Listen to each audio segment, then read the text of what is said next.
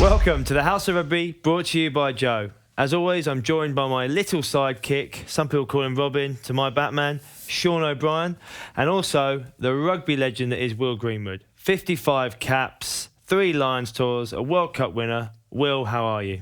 I'm great, thank you. Delighted to be here. And we saw this week you've been training quite hard again. Naked rowing, is it? Close to. The camera angle suggested I was on flagrante, in flagrante, however you describe it. But I said, doesn't everyone row naked, as the follow-up question? And it was surprising how many people, yes, finally, someone who does what I do. I went, no, I don't. I don't think, as Shawnee would say, you be careful where you slide. Correct. But I have noticed, Will, you actually do like having your clothes off when you're training. I've always felt constrained by clothes. A man after your own heart, mate. Wow, you two. No, I don't know if it's the texture. Sometimes any sort of irritation, any label in the back, have to rip it out. I genuinely have sensitive skin. That's not a bluff. Is that what you're calling what happened to your lip? Was that just practicing your boxing in the Aviva, or what was going on? I actually was sparring last week. Properly sparring. So not back I at the did game. some sparring last week. It's a great way to keep fit, isn't it? For the first time, so I learned a lot last week. Who would you least like to fight in, say, the Premiership or World Rugby? I'd say someone like, actually, Ellis Genge. Bit of a brawler, like. You keep it reach, yeah, couldn't you? keep it reach, but it like depends on what you're doing. Do you want an actual boxing match? That's the idea. Who would... I got rung up to do some celebrity boxing. And I went, no. And we haven't even told you who you're fighting yet. And I went, it's still no. Can we at least tell you who you would fight? No, but if you must, then please tell me, because no, whatever comes out your lips will still be a no. Wendell Saylor. Wendell Saylor? Big deal. Yeah. Oh, my goodness. And I was like... Who would want to fight him? Oh, Matt, he's off the chain. Yeah. I heard a great story about him. It was Joe Shaw, our coach, was playing England Sevens, and it was like him, Jamie Noon, and I think Stevenson. Noon would be a good scrapper. Yeah, but they were playing, lining up in the Sevens over in Australia. And it was just as, I think, Matt Rogers, Saylor, Takiri had all come over, so they put them into the Sevens team. And they're lining up, and Joe Shaw, he said, he's never felt so small in his life. You've got Wendell Saylor, Takiri, all there. And in the tunnel, he's just like, as you're there, he's just going, Dell's going to get you. Dell's going to get you. Dell's going to get you. Woo! Dell's going to get you. And he just stares at everything, and he just went about that big in a second. And sure enough, he just went out there and scored 4 tries. You know who I would like to fight, though? Oh. Well, he would. Yeah, right. Paul Gallen. I thought you were going to say me. I was like, who? Paul Gallen, the rugby league guy. He's pretty good, mate. Yeah, he's fought a few fights, but I've watched him on YouTube. I wouldn't mind having a crack off him. Watching his style, have you? I suppose likes a snatch now would be more my type of fighting. Brad Pitt, like. Get in amongst a few bales of straw and a few pallets and let fly. You had a very different upbringing, didn't you, Alex? I'm going to put my hands up and say boxing is too tough for me. I'm not even going to think about it. But anyways, we move on to the Autumn Internationals. Not too many scraps. It's been another great weekend of games. Scotland this weekend, just gone, sorry. South of Scotland, 30 points to 15. Where did it unravel for Scotland? Was it just the scrum set piece just swamped him? And Finn Russell was he did 2 cross kicks almost coast to coast, bang, get one out, ended up with the hog try. They ended up going sideways, backwards, up their own backside by the end of it because there was just nowhere to go. I mean, it was just... I think I don't necessarily bang the drum for South Africa's sake for the sake of it, but people go, oh, they're so dull. It's like, come on, no. They do play. I mean, their modus operandi is to bully you, to get you to start playing out of your game pattern, to get you to do different things, and then they do strike. Scotland just couldn't cope, and that's always been the issue potentially with Scotland to win a World Cup, to go back to back against the big teams. Up against Japan next for Scotland. You think they can win that one? Yeah, I think they can win it, but it'll be a difficult game for them as well, because Japan will want to play it and kind of put a few things right that they haven't got, I suppose, in place over the last while. But do you know what I find frustrating about the Scottish team is they like win a turnover in the middle of the field and they're all like going absolutely crazy and like giving it loads, like just a turnover, for instance. Okay. Do think they need to get on to the next job and like go and beat these teams rather than jumping around and shouting at lads and all this type of thing. It's just something that like you're kind of looking at them going, you haven't won anything major in the last while. Like, get on to the next job and go and win these games and take teams on. Shawnee, let's go straight to Ireland. You were there, weren't you? Yeah, it was. The atmosphere in the stadium was electric. People were so happy, obviously, with the result. The buzz before the game was brilliant. Definitely the best display I've seen them play in 4.5 years probably. And they were just ruthless and relentless and non-stop, and looked like the All Blacks had no answers to them at times. And then out of nowhere they'd score. It was like incredible, some of their scores as well. But yeah, after a couple of minutes I was like, they're going to win today. Like, after about 10 minutes in the game I was like, these boys are all over them. Just going on about Ireland here, in sense of when you played, obviously you've seen the difference now from when you finished playing for Ireland to how well they moved the ball in the last couple of games, particularly Japan and then New Zealand. Is that something, speaking to the guys, that made a big effort to try and really work on, or is it just different coaching styles now? It was really well organised, and then the accuracy was amazing. Yeah, it was, but at the weekend we were like playing so smart, playing out the back of the pod at times, getting to the edge of the field, not being afraid to attack the edge of the field, and really like stressing New Zealand. And then the most impressive thing for me, as you said, was the breakdown. But I thought the carry and how hard we were carrying the ball. Like, even someone like Josh van der Fleer, who's not the biggest 7 in the world, he was running at 100 miles an hour, lads. And we were just winning a foot or two, winning a metre here and there. And then with a good breakdown, everything just opened up. So it was hugely impressive. And I think that's 3 games now where we've seen them kind of move the ball and express themselves a little bit, and hopefully that continues. The only thing that I would say, and I'm conscious that I'm sat next to an Irishman and we've just talked about how brilliant they were, they still needed an element of luck. Ioane to Ioane was about as good as short pop ball. Rico drops off after he gives it, hits, drops off, exaggerates the look. Akira walked in.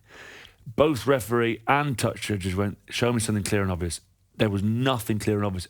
On the 38th camera angle, which wasn't level, the TMOs came in and said, Nat, you're all wrong. It's clearly forward. It was just one of those moments. So that's a side issue, because it'll come up in the England game, that in amongst it and some of the quality rugby we've got, that we've invited VAR into our world, and it's not quite being managed properly.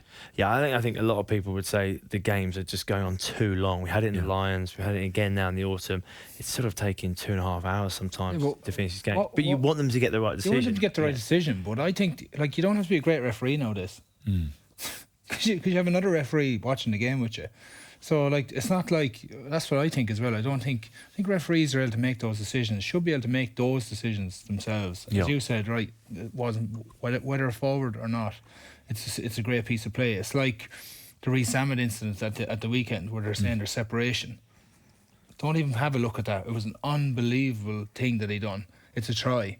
Let it go, like. But at the minute, they're constantly in their ears about every little detail. A bit like American football, with 8 referees throwing yellow flags on, and it becomes very, very stop-start. If you've got 35 camera angles, I'm telling you, if you start to pick out every infringement, the game won't start. I think the bigger issue here, and we won't go too deep into it, is we want more and more people to watch the game, spectators to be there, and if the game is stop-start, you lose people. Football is a wonderful game because it's simple and quick, and the tempo is always high, and you carry on. How upset people have been with VAR. We don't want rugby to go down that route. But anyways, we go on to England, Australia. Will, obviously, England came through at the end, last-minute try, scoreboard helped. Did you think they were a bit clunky at times? England won't be celebrating, won't be going wild. They'll be thinking, our autumn is building nicely, flexible run out against Tonga, nice ramp up in intensity against Australia.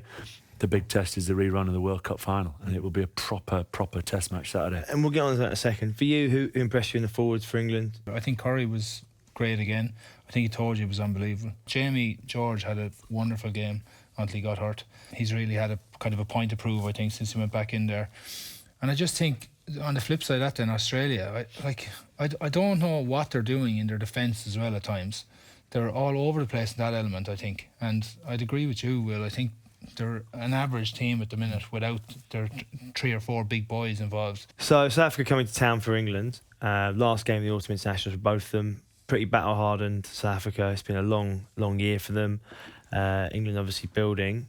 A few people missing out now or injured. Jamie George, Owen Farrell out of the game. How big a loss are those two? You know, the reality is with Farrell out, it would probably go to a more natural backline, as in players playing in their own position. You'd just imagine it would go Smith to Alangi Slade, to Alangi attack at 13, defend at 12. Radwin will come back in on the wing. Do you think Radwin, not Malins? With Malins as cover, I think he'd go as out-and-out specialist winger, but you never know with Eddie. I think it's a 3-point ball go and goes either way. I think the South African game, it's a toss of a coin. We're in for a cracker then. Be a beaut. And moving to Wales, Fiji. Obviously, Wales came through. Will, how impressed were you with Fiji? Brilliant. Going down to 14 men, obviously poor discipline, but how they competed for so long. Yeah, you read the headlines, and often it's like Wales get away with and you're thinking, were Wales really that bad? Is what you're expecting to watch. And I'm watching and go, no, they really weren't that bad. A whole load of them came on and played really well. Beard in the line out, outstanding, some standout performances. But Fiji was just absolutely fabulous. It's the classic piece of ill discipline, the swinging arm, that there was no other option. No. But a red. I think they love playing Wales as well. In the last, you look at the last couple of World Cups and stuff as well, Fiji have always given Wales a good rattle. They'll be very, very dangerous going forward because they're big, physical men. For Wales, though, we've talked about how good Fiji were. They'll probably be a bit disappointed. Australia up next. Two teams probably looking to find a big result to finish off. I think it'll be a great game of rugby. I think both teams will move the ball around. I just think Wales lacking a bit of confidence from where they've been previously. What do you think to Australia, Wales? I think if Australia get their discipline right this weekend, first and foremost, they'll be in a way better place. And I think that's been a poor part of their game now for a while. Their discipline and their defence. They're loose in both areas. And if they can tighten up, if they can kind of stop getting into the double figures in penalties wise, they'll be in a way better place in their game. France versus Georgia. Just in terms of the psychology here, they've played Georgia, won comprehensively. They've got New Zealand up next. New Zealand have had an unbelievably hard game against Ireland. Who's in a better place for this game? I think France will go. We're 2 years out. This is a good little litmus test for where we are. We're going pretty well. We've got England at home in the Six Nations. Probably, was it last year they got done on the final round? Again, chasing the bonus point against Scotland. Scotland then won it. New Zealand don't lose 2 games in a row. So you're back in New Zealand. For what reasons? Just the way they're able to bounce back after defeat and put things together and go out and properly beat teams. I know France and them have history, etc., but I still think New Zealand this weekend will beat them. I think the French will try and go toe-to-toe with the All Blacks and try and just beat them at their own game, which is unbelievable for the neutral. Yeah. But I think it's a dangerous game because I think the Kiwis will just come through and pick them off. Move on to predictions time. Coming down to the wire, final week. You've gone for Australia by 2 points. Yeah. I've gone for Wales at home. I've gone for the home team. You copied me a lot, I'd say this week. Well, we didn't see each other's. What's the score overall? So I am 2 points up. Oh, he's got no chance then. He had to have 2 different results. Yeah, so he can get a draw. He can hang on for a draw. So it really comes down to Australia-Wales. That's the big one both are watching. Basically, if Wales win, Shawnee is buying me a big steak dinner with some beautiful red wine. Perfect. I'm happy with that, though. I didn't want to tell you this right away, but I'm actually going to cook for you. That's not really the deal. Unless it comes from the butcher and it's unbelievable tomahawk or something. That's what I'm going to do. We'll have a romantic night in the two. Okay, it's getting weird now. I've got to come to your house. Give you a massage. You live miles away. No, your massage is in. Remember, I've got a friend who you know as well, so she didn't enjoy that massage. Moving on to rugby news. The World Player of the Year nominees came out. It was DuPont, Hooper, Itoje and Karevi. So I was on the panel for a while. I better be careful what I say. Not anymore. And the reality is what happens is every game is watched. Mm-hmm. Every international match is watched through this panel. You get allocated games and you get to award 3 points for the best player, 2 points for the second best player, 1 point for the third best player. Mm-hmm. What tends to happen is, unless there's a standout World Player of the Year, Carter, Barrett, something like that, the All Blacks and South Africans are so good, have so many good players, that it's quite evenly distributed. When England play, you're going to pick Itoje. You've just said earlier, Inez Curry as well. Yeah. Dupont, he's going to get 3 points every game. So occasionally it gets skewed against our friends from the All Blacks, and they try their best to find a way to counterbalance it. But if you're just awarding on points per game, it's it's very difficult to A, factor in the quality of the players you're playing with, and B, sometimes the quality of the opposition. That's a brilliant example of why there are no South Africans or Kiwis. Yeah. So I'm biased. I think for me, Dupont or Itoje. I think Itoje is the best forward in the world. Probably, because of the impact he's had, I'd probably go Dupont. If you can't stop him, you can't stop France. He is. I always remember my old man. We beat Wales at Twickenham in '98, and I think it was Phil Vickery's first cap. And my old man was an old rugby player, played for England and captain England. And we have it in the Spirit of Rugby afterwards upstairs. You'll have been there, we have a pint and the food afterwards. He sidled up and they call him the Riddler because he's always talking in riddles, my old man. He goes, "You found him."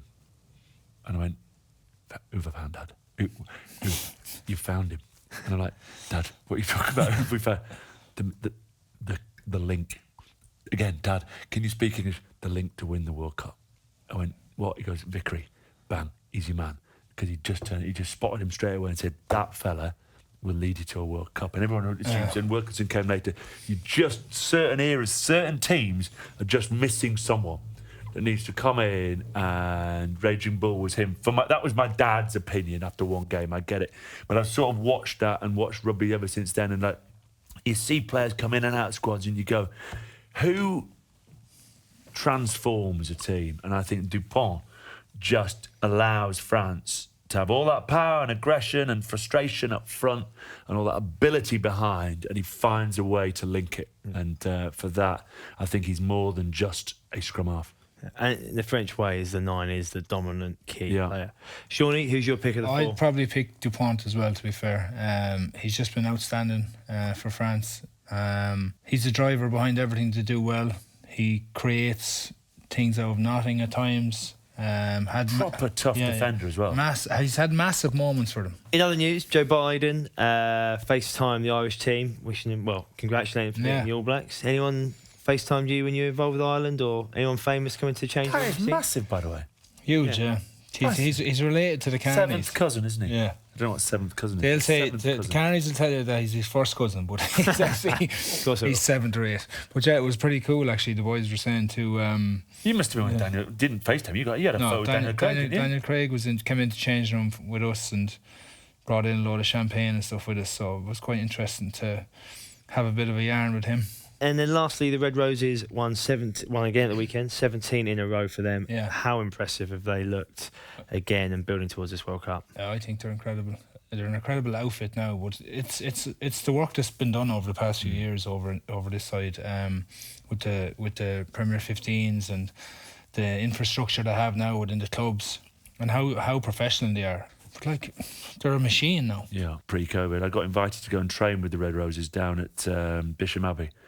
One of the most enjoyable hour and a halves I've had. It's exactly what you're saying, sure. It's so professional. Every training session being the best version of themselves, the warm-up done on point, everything, no one looking, no cameras there, just we are going to finish this session better than we started it. Credit and recognition for Poppy Cleal and Zoe Allcroft as well, who are nominated for Women's Player of the Year. Allcroft's brilliant. But they all are. Brilliant from them. Also, we just want to talk about this book, Will, you've got here, World Class. What made you want to write a book? So I've always had that idea in the back of my head, and then obviously lockdown happens. I write for the Daily Telegraph, and I still had 8 pieces to do, and there's no rugby. So I approached the editor, a really nice guy called Adam Seals, and said, can I go off piece slightly and just talk about feedback in business and sport?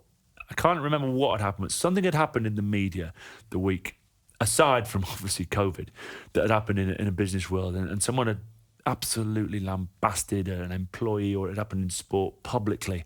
And it's like, wow, that is not a great way to use feedback. So put my money where my mouth is. Why don't I write a piece on the best ways, easy ways to deliver feedback, receive feedback in the pursuit of better. Got halfway through it and thought I need a little bit more business. So teamed up with a great friend of mine who was the CEO of one of the great advertising agencies of all time, BBH, so sort of Vorsprung Technic at Audi and Levi's and Boddington's. So we start scribbling away, do one piece, Telegraph go, quite a few people read it. Can you do another piece on pressure? And so then we'd end up doing 4. And Benny's got a high cadence work rate. Benny doesn't sleep that much. Into books, we started scribbling, and it took about 8 months to get about 90,000 words done. Probably a bit faster than that, but we were trying to do other jobs during lockdown as well. And then we thought, right, let's go out into the world and get ideally 50 interviews, real mix across the whole spectrum of sex, gender, ethnicity, to make sure we've got a real different perspective on our opinions. It's not just people from sport, it's people from business. Yeah, as well. Absolutely. Some great leaders in their field. Correct. That's exactly it. It just started coming together, and then as it came together, what I'd set out as a whole host of different chapters on different topics, it sort of seemed to filter itself down into 3. If you can celebrate difference, forge togetherness, then you will have the ability to accelerate the growth of the individual or the organisation. So therefore it split itself nicely into that. The reality is it's a book we hope is a pick up, put down book. I'm not saying like pick up, read it, it's rubbish, put it down.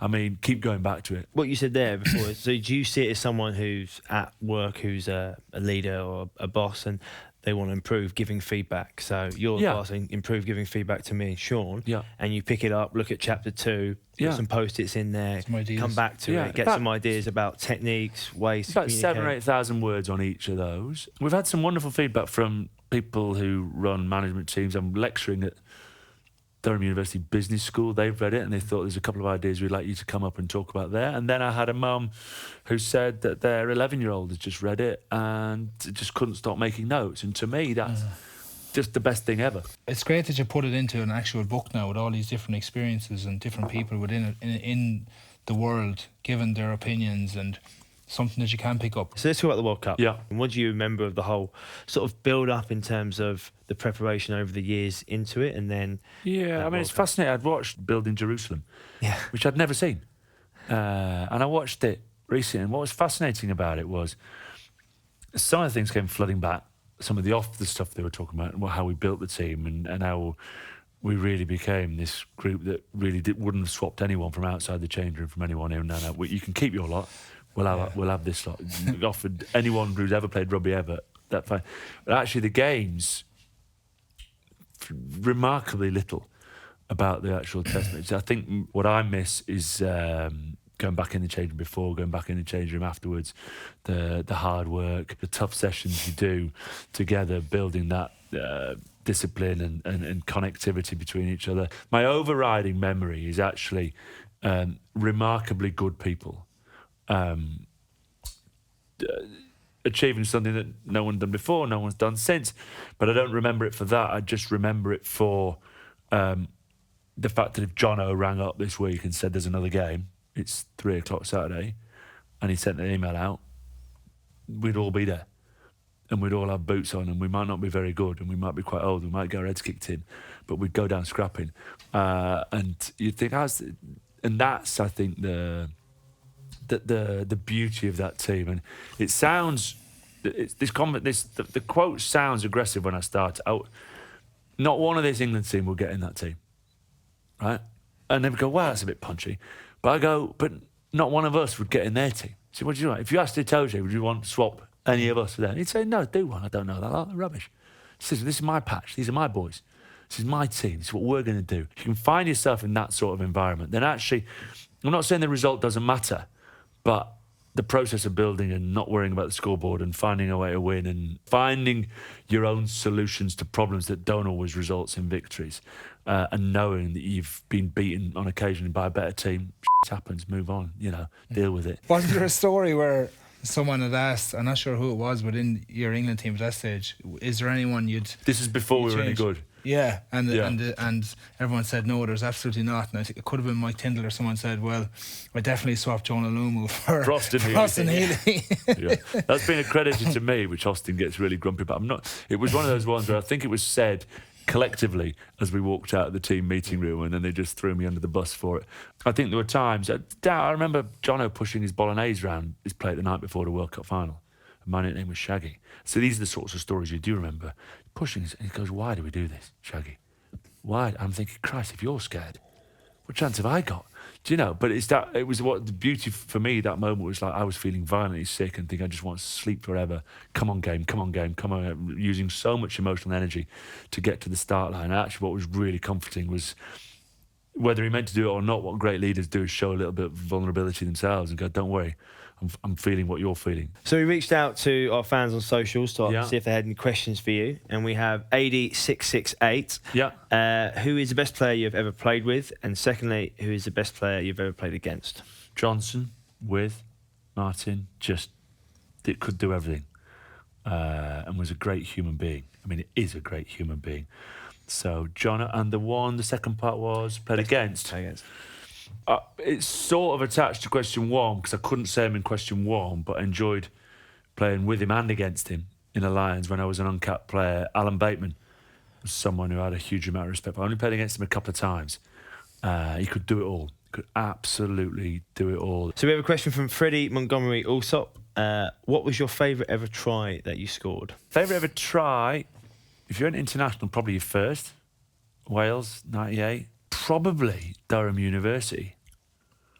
Against Swansea University. I think we beat them in the quarterfinals of the University's Championship. Tim Stimpson had a penalty on the right touchline, right foot kicker. So I walked over to him and the wind was just slightly into him. I know it's a strange thing to say to a kicker. I said, if you miss on the left post. So miss on the amateur side. Miss on the left post. He says, why? I said, just aim how you're doing, but don't push. If you miss, just like, so he drags it. And I scored directly from a penalty because it held up in the wind and caught it as it landed. And so I think probably that helped us beat Swansea. And that's one of the days when I thought there's different ways to win a game of rugby. Thankfully, for a skinny beanpole like myself, you can outthink people as well as outmuscle them. And then we have a question from James Lee. Any stories about Austin? Austin Healey, I assume you mean? Yeah, Austin Healey. 97 Lions, letter. Yeah, so it's all done, it's all synchronised on Sky, isn't it now? And Jason Leonard announces the team and all the players find out at the same time. But the old days was a good old-fashioned letter. So I lived with Oz and he's jumping up and down, bouncing. I can hear in the post come, I'm going. So I come downstairs. He goes, oh, sorry, that's really inappropriate of me. I know you're in with a chance, but there's only one letter. So anyway, we had breakfast. He goes, look, there's a press conference at Leicester Tigers at 11:30. A few lads are going to go for a few beers after. We've got 5 lads going. Eric Miller, Neil Back, Graham Rowntree, Martin Johnson and himself. Why don't you come round and see what it's like to be a bit of a pop star, a bit of a rock star? You can learn from that. So this is now 11:30. It's 4 hours after the post been. So I've turned up in my mini Metro, 1 litre, and Oz is in the passenger seat, and Graham Simmons, who was the Sky reporter, I wind the window down. No, Simmo, how are you, mate? He goes, oh, well done. Awesome news. Wind the window back up, and because he was that side, I thought, yeah, fair play to yours. I thought he was looking through, and I was like, no, I think he was talking to you. They said, what a nasty prick. Why would he say that if you're not going? I went, was he talking to me? Oh, yeah, that's a bit mean. Well, anyway, so I got out of the car, and when I say paparazzi, it was 3 photographers. Dave Rogers, who's the only photographer, still going. He's the only photographer in men's rugby. There's Dave, and I'm good. Don't worry, take a picture of me because you're going. And I look round, I think it's weird, and Oz pulls my letter out of his pocket. Goes, is this what you're looking for? So that's 5 hours. He'd hidden my letter. Oh my so God. that's just the sort of that's how he rolls. How he rolls. Nice man. Yeah. Choke him? I would if I was stronger than him, but he'd probably beat me up anyway. And on to Good Week, Bad Week. This week's Good Week goes to Sia Khaleesi, or the fan, who he went, I don't know if you saw, he went over after the game and signed his budgie smugglers. Yeah. Here we can see the video of him signing it. Gives him a nice slap on the arse. The Chandler Bing slap. Yeah. Up in Murrayfield as well. He must have been cold.